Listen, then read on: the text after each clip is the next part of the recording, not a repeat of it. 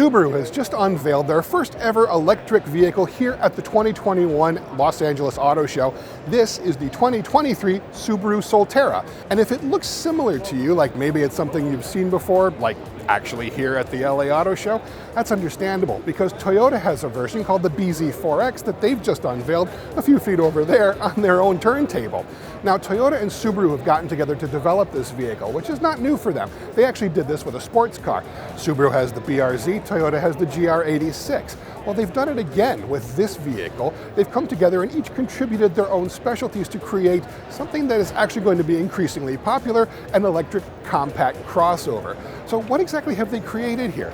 Well, they've contributed things like chassis and electronics and interior, but Subaru's come with its own X-Mode all-wheel drive, and Toyota has contributed things like its own multimedia system. Well, let's have a closer look at the new Subaru Solterra version to see exactly what Subaru's first electric vehicle looks like.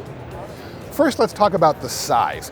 The thing is about the size of a Subaru Forester, but smaller than a Subaru Ascent, and it feels a little bit lower as well. So it really is perfectly positioned to be on the higher end of the compact crossover category. Things like a Honda CR-V or maybe a Toyota RAV4 sized as well.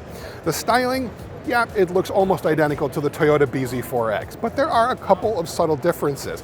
These panels up front, they're actually gray plastic instead of any kind of painted color, and it actually does have a grille up front. It's not a real grille, but it has a Subaru badge in the middle. Along with the headlights and taillights, it does present a little bit of a distinctive difference than the Toyota version. Under the hood of the new 23 Solterra is, well, nothing. There's no frunk on the Solterra. This actually isn't meant to be a storage compartment. Under the floor of the Solterra, however, is a 71.4 kilowatt hour lithium-ion battery. Now that's powering two motors in the Solterra because it gets standard all-wheel drive. The Toyota BZ4X will have a standard front-wheel drive model with optional all-wheel drive model.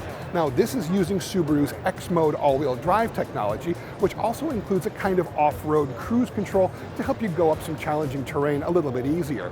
It's also sitting a little bit higher than a lot of other EVs like the Mustang Mach-E, so it is meant to be a little bit more off-road ready. Estimated range for this is about 220 miles on a full charge. Now, that's not an official EPA number yet, that's just Subaru's estimate, but that does come in a little bit less than all-wheel drive competitors like the Volkswagen ID.4 or the Mustang Mach-E. Inside the new Solterra, it's actually really kind of unique in here. The two most obvious features are this screen in front of me, the instrument cluster. You don't look through the steering wheel to see it, you actually look over the steering wheel, and so it kind of almost doubles as a heads-up display as well. One of the things Toyota has contributed to this party is the multimedia system. This is Toyota's new multimedia system. It uses a 12.3-inch screen and things like cloud-based navigation. You can also set up all kinds of personalized profiles on it as well. The interior controls include things like capacitive touch climate control buttons, but you also do have a good number of actual hard buttons and controls as well, which we like to see. You have a rotary dial here for your gear selector, and overall the interior really does look smart and modern and fresh. There's also a surprising amount of room inside the Solterra. It's a fairly large vehicle for its outside dimensions.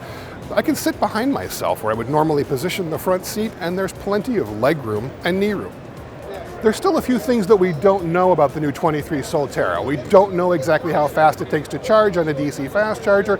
We don't know exactly how much it's going to cost. We expect around $40,000, but we also don't know how it drives. We're going to learn that next year when it goes on sale in early 2022.